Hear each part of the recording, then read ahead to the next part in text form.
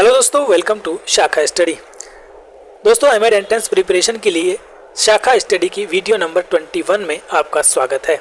यहाँ पर हम सॉल्व कर रहे हैं दिल्ली यूनिवर्सिटी का एमएड एंट्रेंस का एग्जामिनेशन, जिसकी 2 वीडियोस हमने अपलोड कर दी हैं। जिसमें पहली वीडियो में हमने 40 क्वेश्चन सॉल्व किए थे, दूसरी वीडियो में हमने 30 क्वेश्चन सॉल्व किए हैं और टोटल 100 क्वेश्चन है। तो आज बाकी के बचे 30 क्वेश्चन को भी हम यहाँ पर कंप्लीट करने की कोशिश करेंगे। ठीक है, मैं चाहता हूँ कि आपके एग्जाम से पहले आपको 100 क्वेश्चन और यहाँ पर मिल जाएँ तो बहुत अच्छा होगा।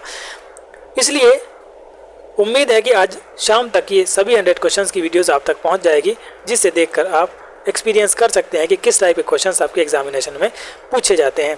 ठीक है, आप किसी भी यूनिवर्सिटी के लिए पेपर देने जा रहे हैं। अभी 9 जून को आपका किसका टेस्ट है? CUET PG वाला। तो उसमें एमएड एंट्रेंस के लिए जो भी टेस्ट होगा उसके लिए ये सभी क्वेश्चंस आपके यहाँ पर इंपॉर्टेंट होने वाले हैं। ठीक है दोस्तों, तो इसमें हमने 70 क्वेश्चन कर लिए हैं। अब 70 में बचे हुए 30 क्वेश्चन को हम आज यहाँ पर करेंगे। तो चलिए बिना टाइम वेस्ट किए चलते हैं अपने क्वेश्चन नंबर 71 पर। तो 71 क्वेश्चन आपके सामने ये रहा। जी हाँ, देखिए दोस्तों, 71 क्वेश्चन आपके सामने ये रहा। 70 तक क्वेश्चन हमने पिछली वीडियो में कर लिए थे। इसका आंसर आपका डिसलेक्सिया यानी जो अधिगम अशक्तताओं का पठन विकार होता है।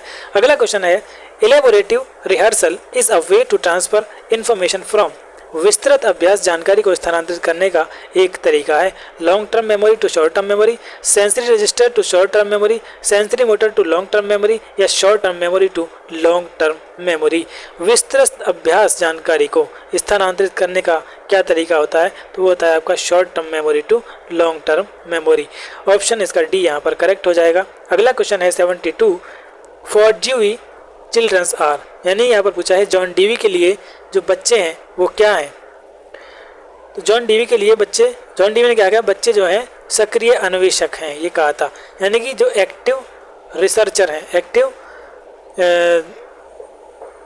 एक्सप्लोरिंग, एक्टिव है एंड एक्सप्लोरिंग है। ये किसने कहा था? जॉन डीवी ने कहा था। तो इसमें ऑप्शन देख लेते हैं। एक्टिव है, डिपेंडेंट है, guidance, problem creating creature. Active, dependent, guidance, problem oriented creatures, active, exploring, problem solving creatures. जी हाँ, बिल्कुल यही आंसर मुझे ठीक लग रहा है। देखते हैं क्या आंसर है। जी हाँ, बिल्कुल यही इसका सही आंसर है, active, exploring and problem solving. ये चीज़ आपको ध्यान रखनी है कि ये बात किसने कही थी। स्टेटमेंट में भी आपसे क्वेश्चन पूछा जा सकता है कि किसने कहा था, किसने बच्चों को सक्रिय अन्वेषण करने वाला और समस्या समाधान करने वाला प्राणी कहा है, यानी एक्टिव, एक्सप्लोरिंग और प्रॉब्लम सॉल्विंग क्रिएचर कहा है। तो वो कहा है आपका जॉन डीवी ने। ठीक है, जॉन डीवी ने। अगला क्वेश्चन है 73 Macaulay road his famous minutes on. Macaulay ने अपना प्रसिद्ध व्रत कब लिखा, यानी मैकाले मिनट कब आया? इसका कहने का, पूछने का मतलब ये है 2 फरवरी 1835, 2 फरवरी 1834, 2 मार्च 1835 या फिर 2 मार्च 1834। तो देखिए इसी पेपर में एक क्वेश्चन आया था जिसमें मैंने मैकाले मिनट के बारे में बताया था। तो मैकाले मिनट कब आया था दोस्तों? तो वो आया था फरवरी 2, 1835। ठीक है, तो यही आपका पहला आंसर जो होगा वो करेक्ट यहाँ पर हो जाएगा। 2 फरवरी 1835 को मैकाले मिनट आया था। Question number 74 GeoGebra, PHET and Stellarium are some of the examples of. ये किसके उदाहरण हैं? Discipline specific ICT tools, language learning tools, science learning tools या मैथमेटिकल लर्निंग टूल्स। तो दोस्तों ये हैं आपके डिसिप्लिन स्पेसिफिक ICT विषय विशिष्ट ICT उपकरण के उदाहरण हैं। अगला क्वेश्चन है 75 what is the value of coefficient of skewness in a normal probability curve.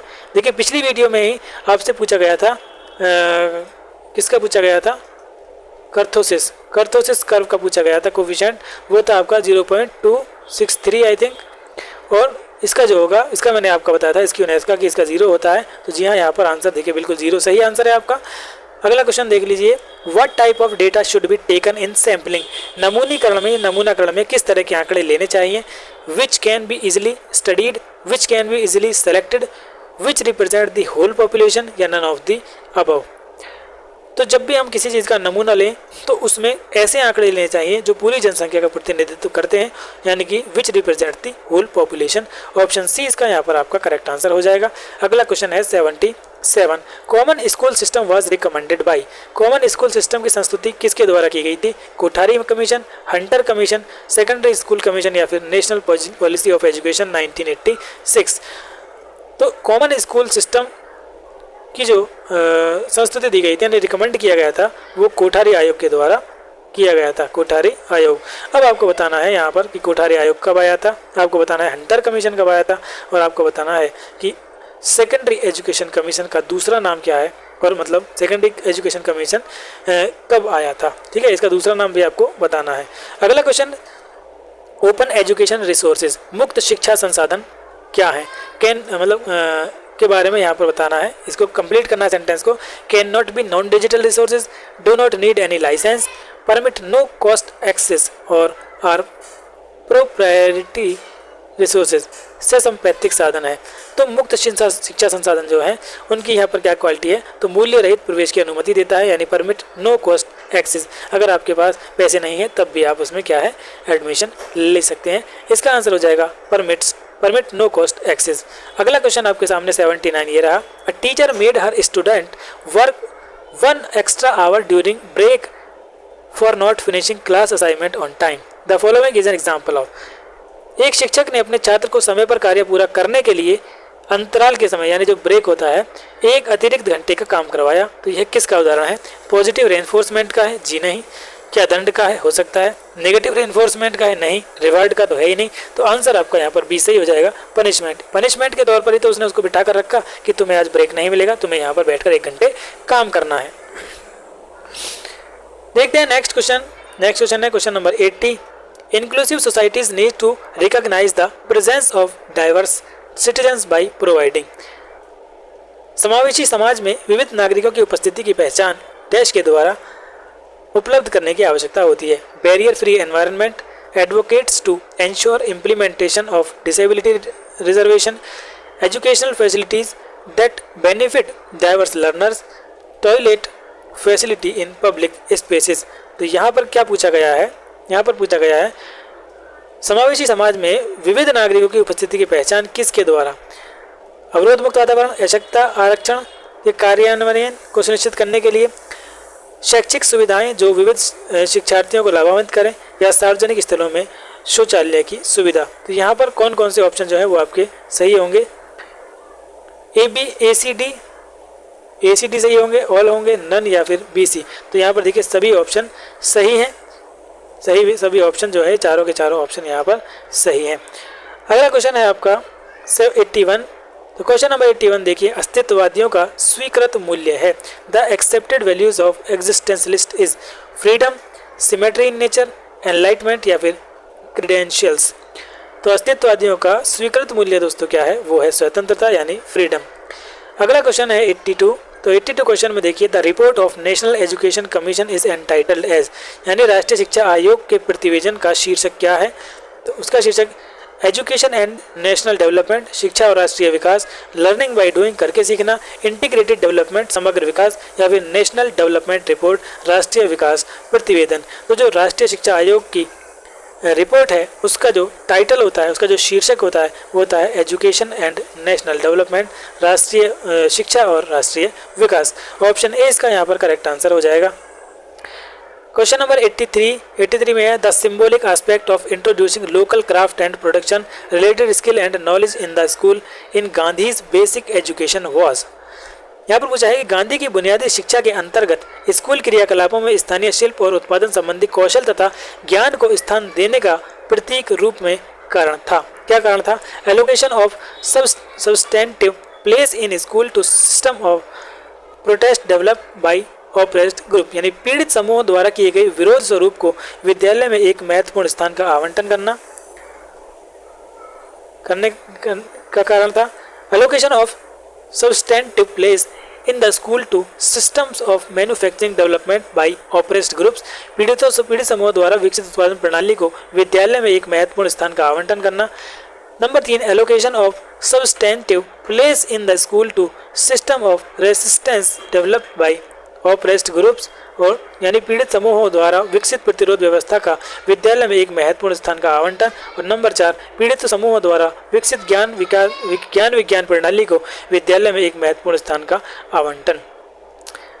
तो यहाँ पर पहले तो आप क्वेश्चन समझ लीजिए। क्वेश्चन है, गांधी जी की बुनियादी शिक्षा के अंतर्गत स्कूल क्रियाकलापों में स्थानीय शिल्प और उत्पादन संबंधी कौशल तथा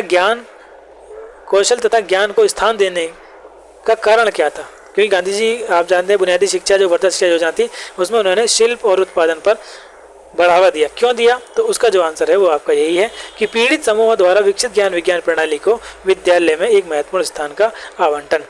अगला क्वेश्चन है 84, the purpose of which convention is to promote, protect and ensure the full and equal enjoyment of all human rights and fundamental freedom by all persons with disabilities and to promote respect for their inherent dignity। किस सम्मेलन का उद्देश्य सभी दिव्यांगजनों के द्वारा सभी मानवाधिकारों और मूलभूत स्वतंत्रता को बढ़ावा देना, रक्षा करना और उनके निहित सम्मान के लिए सुरक्षा करना सुनिश्चित करना है। The universal declaration of human rights, मानव अधिकारों की सार्वभौमिक घोषणा 1948, the UN convention of right of person with disability 2006, दिव्यांग व्यक्तियों के अनुसार अधिकारों पर संयुक्त राष्ट्र सम्मेलन, the right of person with people with disability act 2016, दिव्यांगों का अधिकार अधिनियम 2016, या इनमें से सभी। तो इसमें कहा है कि सभी दिव्यांगजनों के द्वारा सभी मानवाधिकारों को और मूलभूत स्वतंत्रता को बढ़ावा देना, रक्षा करना और उनके निहित सम्मान के लिए सुरक्षा सुनिश्चित करना। ये किसका उद्देश्य था दोस्तों? ये उद्देश्य था आपका the UN convention on the right of person with disability, यानी दिव्यांग व्यक्तियों के लिए अधिकारियों पर जो संयुक्त राष्ट्र में सम्मेलन हुआ था 2006 में, उसका ये मुख्य उद्देश्य था। अगला क्वेश्चन है 85, the syndrome of autism refers to which of the following difficulties in the developing child. आत्म विमोह का लक्षण विकसित बालक की निम्नलिखित में से किन कठिनाइयों को संदर्भित करता है? हाथ आंख समन्वय का में बाधा, सामाजिक व्यवहार और दूसरों से साथ संबंध में हानि, पहेली को सुलझाने में, चेहरे के साथ नाम का संबंध करने में क्षमता में देरी। तो यहाँ पर जो आत्मविमोह का लक्षण होता है वो किन कठिनाई को संदर्भित करता है? तो दोस्तों अगर impairment in social behaviour and relatedness to others, यानी सामाजिक व्यवहार और दूसरों के साथ संबंधता में हानि। वो जो है दूसरों के साथ संबंध नहीं बना पाता है, सामाजिक व्यवहार जो है वो इस तरह से नहीं कर पाता है जैसा कि बाकी सब करते हैं। ऑप्शन दूसरा इसका यहाँ पर करेक्ट आंसर हो जाएगा। क्वेश्चन नंबर 86 यहाँ पर देखिए क्या है, स्टाफ कॉलेज का नाम बदलकर national institute of education planning and administration रखा गया था। कब रखा गया था? 2001 में, 1980 में, 1984 में या फिर 1976 में। ठीक है, तो स्टाफ कॉलेज का नाम बदलकर national institute of education planning NIEP and administration रखा गया था। वो दोस्तों रखा गया था 1980 में। ऑप्शन बी आपका यहाँ पर करेक्ट आंसर हो जाएगा।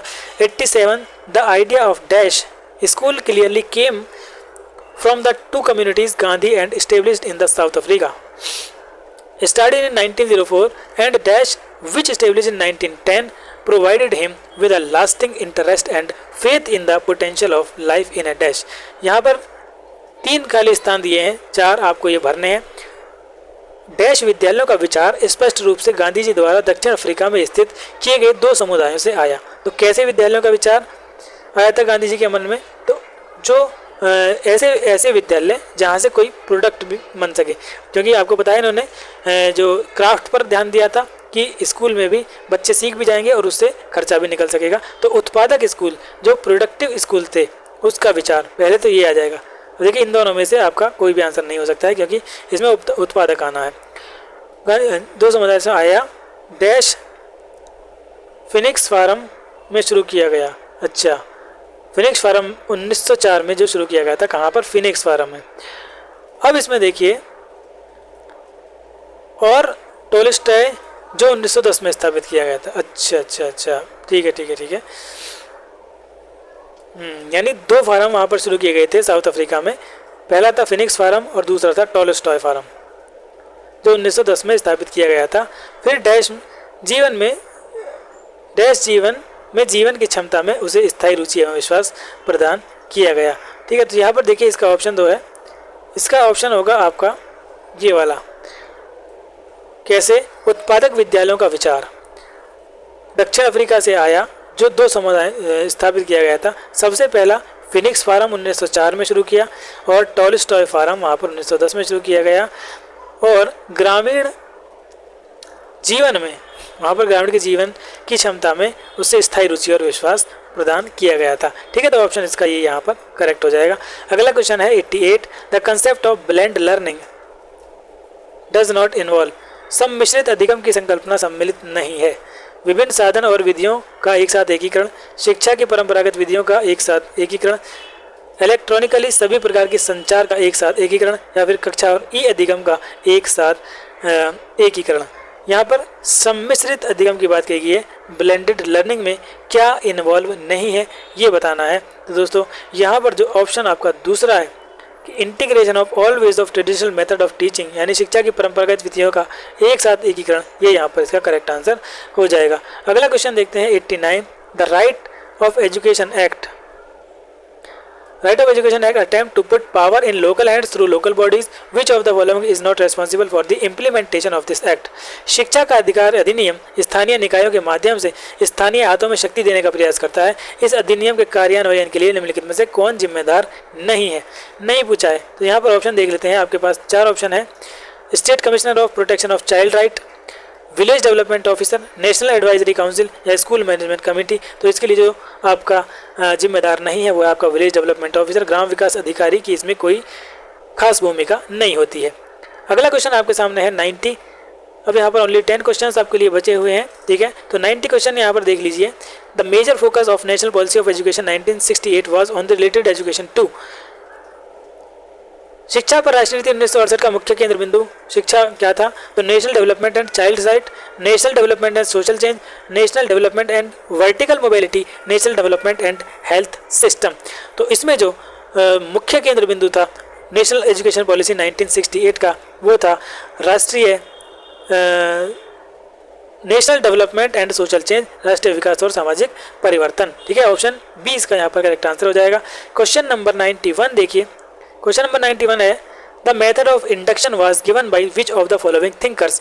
आगमनात्मक विधि निम्नलिखित में से किसके द्वारा दी गई थी? रसेल, मिल, हिक्स या फिर डीवी।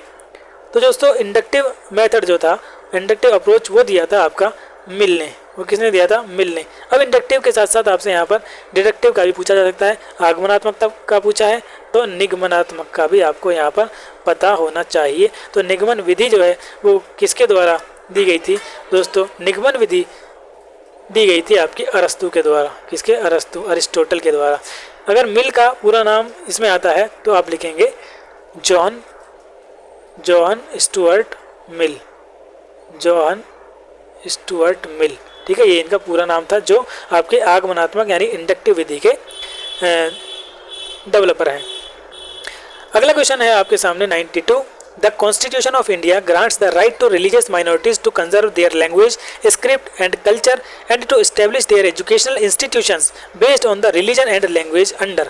भारत में संविधान धार्मिक अल्पसंख्यकों को उनकी भाषा, लिपि, संस्कृति के संरक्षण का अधिकार और उनके धर्म एवं भाषा पर आधारित शैक्षिक संस्थानों को डैश के अंतर्गत स्थापित करने का अधिकार देता है। यानी भारत के संविधान में ये लिखा हुआ है कि जो अल्पसंख्यक हैं वो अपनी भाषा, लिपि और संस्कृति के संरक्षण के लिए और अपने धर्म और भाषा पर आधारित शैक्षिक संस्थान भी खोल सकते हैं।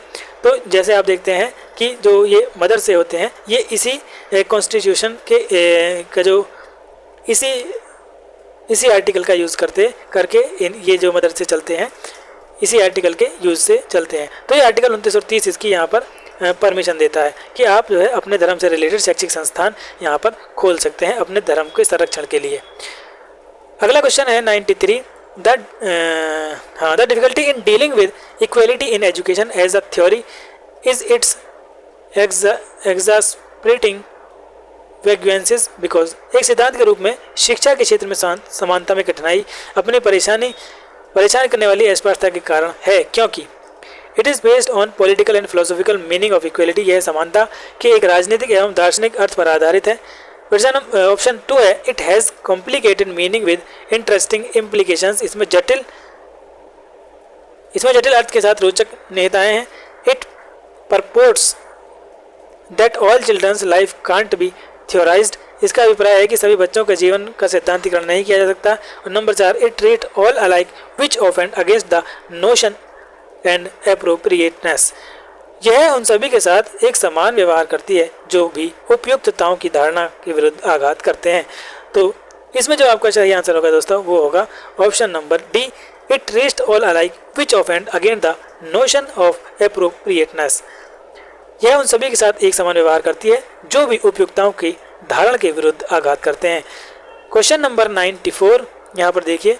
क्वेश्चन नंबर 94 में क्या कहा है कि विकलांग व्यक्तियों का अधिकार अधिनियम 2016 right of person with disability act 2016 provide for the right of free education to every child with benchmark disability between the age. तो देखिए जो राइट टू एजुकेशन है वो देता है 6 से 14 तक नॉर्मल स्टूडेंट्स के लिए, लेकिन जो पर्सन विद डिसेबिलिटी है उनको 6 से 18 वर्ष तक की यहाँ पर छूट दी जाती है। ठीक है, तो 6 to 18 ईयर्स इनके लिए है। अगला क्वेश्चन आपके सामने 95 ये रहा, शिक्षा के उद्देश्य किस विचार से तय किए जाते हैं। The aim of education are decided by what considerations, ज्ञान मीमांसा, तत्व मीमांसा, नैतिक या फिर ये सभी। तो शिक्षा के जो उद्देश्य हैं, द एम ऑफ एजुकेशन है, वो इन सभी से मिलकर तैयार किए जाते हैं। तो ऑल ऑफ दी अबव इसका यहाँ पर करेक्ट आंसर हो जाएगा। क्वेश्चन नंबर 96 से पहले दोस्तों मैं आपको यहाँ पर बता दूं कि हमारा जो मेन चैनल था @शाखा स्टडी, उसको यूट्यूब ने डिलीट कर दिया 3 मई 2023 को, और उस पर हमारे लगभग 10,500 सब्सक्राइबर्स थे और 384 के आसपास उसमें वीडियोस थी, जिसमें 150 प्लस वीडियोस आपकी एमएड एंट्रेंस की प्रिपरेशन के रिलेटेड थी, जिसमें आपके सब्जेक्ट कॉम्पिटेंस की बहुत सारी वीडियोस थी, रीजनिंग की, मैथमेटिक्स की, रीजनिंग की, और आपकी हिंदी की और इंग्लिश की भी उसमें वीडियोस बहुत सारी थी, लेकिन वो चैनल डिलीट हो गया। इसलिए आपसे रिक्वेस्ट है कि प्लीज़ इस चैनल का सपोर्ट करें, जिससे आपका मोटिवेशन हमें मिलेगा, आपके सपोर्ट से हमें मोटिवेशन मिलेगा और हम इस चैनल पर भी ज़्यादा से ज़्यादा मटेरियल आपके लिए यहाँ पर लाते रहेंगे। ठीक है दोस्तों, तो चलिए देखते हैं इस क्वेश्चन को। क्वेश्चन नंबर 96 क्या कहता है, the pre board examination result of English of a school indicate that the mean is 79, median is 90 and mod is 95। Which of the following interpretation is correct on the basis of the relationship between the measure of central tendency? एक विद्यालय की pre board परीक्षा में का परिणाम दर्शाता है कि अंग्रेजी के प्राप्तांकों का मध्यमान 79 है, मध्यांक 90 है और बहुलांक 95 है। तो केंद्रीय प्रवृत्ति के मापों के बीच संबंधों के आधार पर कौन सी व्याख्या सही है। ठीक है, तो इन तीनों चीज़ों को आपको ध्यान में रखना है कि जो आपका मध्यमान है वो 79 है, मध्यांक 90 है और बहुलांक 95 है। 50% of the student have scored more than 79 marks. 50% में से अधिक बच्चों ने 79 अंक प्राप्त किए। यहाँ पर बताना है कि कौन सी व्याख्या सही है। Number 2, most of the student have perform poorly in the exam as indicate by the low mean. कम मध्यमान संकेत देता है कि छात्रों में से अधिकांश ने परीक्षा में खराब प्रदर्शन किया है। अच्छा, चलो देखते हैं। अगला है the mean is pulled toward the left due to few student scored low marks. कुछ छात्रों के द्वारा कम अंक प्राप्ति के कारण मध्यमान बाईं ओर खिंचा हुआ है। मध्यमान बाईं ओर खिंचा है, अच्छा, क्योंकि मध्यमान सबसे कम है। चलो, the class performance reflect the least trend of student scoring high marks even in language. कक्षा के प्रदर्शन छात्रों के भाषाओं तक में भी उच्च अंक प्राप्त करने की नवीनतम प्रवृत्ति को दर्शाता है। तो यहाँ पर देखिए, जो आपका मध्यमान है यानी कि जो आपका मीन है वो आपका सबसे कम है, यानी लेफ्ट में जा रहा है। मध्यांक आपका 90 है और बहुलांक आपका 95 है। तो यहाँ पर एक चीज़ हमें पता चल रही है, क्योंकि बच्चों ने, कुछ स्टूडेंट्स ने यहाँ पर कम अंक प्राप्त किए हैं, इसलिए इसका जो मध्यमान है वो लेफ्ट की तरफ खिसक गया है। जो आपका मीन है, जो मध्यमान है, वो 79 पर पहुँच गया है। ठीक है, तो इसका जो सबसे बेस्ट एक्सप्लेनेशन होगा वो आपका यही होगा, थर्ड वाला। थर्ड आपका यहाँ पर करेक्ट आंसर हो जाएगा। क्वेश्चन नंबर 97, DPEP के उद्देश्य हैं। DPEP, सबसे पहले तो आपको DPEP की फुल फॉर्म बतानी है।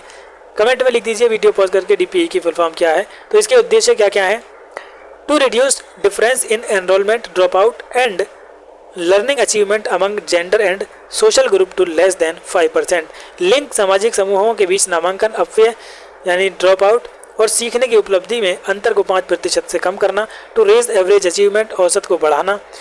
नंबर 4 है to reduce overall primary drop out rate for all students to less than 10%। सभी छात्रों के कुल प्राथमिक अपव्यय की दर को 10% से कम करना। तो दोस्तों इसके तीनों ही ये उद्देश्य थे, इसलिए इसका ऑप्शन यहाँ पर ये सभी हो जाएगा। अब यहाँ पर आपसे फुल फॉर्म पूछी थी मैंने DPEP की, तो DPEP की फुल फॉर्म होती है डिस्ट्रिक्ट प्राइमरी एजुकेशन प्रोग्राम। ठीक है, इसको कब शुरू किया गया था, इसको शुरू किया गया था DPEP को 1994 में। ठीक है, ये आपको ईयर भी इसका याद रखना है। ऑप्शन ए इसका यहाँ पर करेक्ट आंसर हो जाएगा। अगला क्वेश्चन 98 में आपसे एक बुक का नाम दिया गया है और पूछा है कि इसके लेखक कौन है। The author of small is beautiful is written as. Small is beautiful के लेखक कौन है, पार्सन्स, हिक्स, ड्यूवी या फिर शूमाकर। तो स्मॉल इज ब्यूटीफुल जो बुक है उसके लेखक है आपके E.F. शूमाकर। E.F. से मतलब है अर्नेस्ट फ्रेडरिक शूमाकर। ठीक है, ऑप्शन डी इसका यहाँ पर आपका करेक्ट आंसर हो जाएगा। देखिए यहाँ पर बात आई है बुक की, तो बुक से रिलेटेड मैंने वीडियो बना रखी है जिसमें बहुत सारी इंपॉर्टेंट बुक्स हैं जो बार बार आपके एग्जाम में पूछी जाती हैं। वो सभी बुक्स मैंने एक वीडियो में इकट्ठा करके आपके लिए बना दी है। उस वीडियो का लिंक आपको डिस्क्रिप्शन में दे दिया जाएगा। एमएड एंट्रेंस का कोई भी एग्जाम देने से पहले उस वीडियो को एक बार ज़रूर देख लेना। चलते हैं अगले क्वेश्चन की ओर। क्वेश्चन नंबर 99, ये सेकंड लास्ट क्वेश्चन है। इसके बाद आखिरी क्वेश्चन आएगा। The term continuous as interpreted in continuous and comprehensive evaluation does not related to which of the following aspect। सतत और व्यापक मूल्यांकन में सतत पद की व्याख्या किससे संबंधित नहीं है? Diagnosis of learning gaps, application of variety of technique to assess the learners development. तीसरा चौथा ऑप्शन यहाँ पर मिस हो गया है। चलिए हिंदी में ही पढ़ लेते हैं। अधिगम अंतराल का निदान, शिक्षार्थियों के विकास का आकलन, सुधारात्मक उपयोग का प्रयोग, आकलन करने की तकनीक का प्रयोग और नियमितता और आवृत्ति का आकलन। तो यहाँ पर जो है आंसर इसका सही होगा शिक्षार्थियों के विकास का आकलन करने की तकनीक। ये जो आपका कंटिन्यूअस है इसका यहाँ पर ये मतलब नहीं है। लास्ट क्वेश्चन और क्वेश्चन नंबर 100 आपका ये रहा। One of the 5 guiding principle of NCF 2005 आ, जो NCF 2005 के 5 मार्गदर्शक सिद्धांत थे उनमें से एक कौन सा है वो यहाँ पर बताना है। यानी इनमें से 3 नहीं है, एक है, वो कौन सा है वो आपको बताना है। आपको पता होगा कि लर्निंग विदाउट बर्डन और रटंत विद्या से ज़्यादा समझने पर ध्यान देना, कुछ इस तरह की 5 थी। तो रटने वाली विधाओं से शिक्षार्थियों को दूर हटाना सुनिश्चित करना, परीक्षाओं को निष्पक्ष, अधिक वृत्तिक और सख्त बनाना, पूरे देश के लिए नई पाठ्यक्रम की योजना बनाना, शिक्षा नीति में सभी गलतियों का सुधार करना। देखिए सख्त तो नहीं बना सकते, ये भी नहीं था, ये भी नहीं था। तो उसका जो सिद्धांत था वो ये था कि रटने से ज़्यादा रोट लर्निंग पर ध्यान नहीं देना है। इसलिए इसका आंसर आपका ए यहाँ पर करेक्ट हो जाएगा। ठीक है दोस्तों, इस तरह से दिल्ली यूनिवर्सिटी का 2019 का ये पेपर हमने यहाँ पर कंप्लीट कर लिया है। जो आपके एमएड एंट्रेंस में क्वेश्चन पूछे गए थे 100 के 100 क्वेश्चंस को हमने यहाँ पर 3 वीडियोस में कवर कर लिया है। पहली वीडियो में 40, दूसरी में 30, तीसरी में 30 करके हमने इस पूरे पेपर को यहाँ पर कंप्लीट कर दिया है। ठीक है दोस्तों, उम्मीद है कि आप इन क्वेश्चंस को पढ़कर जरूर यहाँ पर फ़ायदा जरूर आपको यहाँ पर कुछ ना कुछ प्रॉफिट होगा। तो इस तरह से ये क्वेश्चंस हमने 100 के 100 यहाँ पर कंप्लीट कर लिए हैं। अब वीडियो का एंड करते हैं, मिलते हैं दोस्तों नेक्स्ट वीडियो में कुछ और क्वेश्चंस के साथ। तब तक के लिए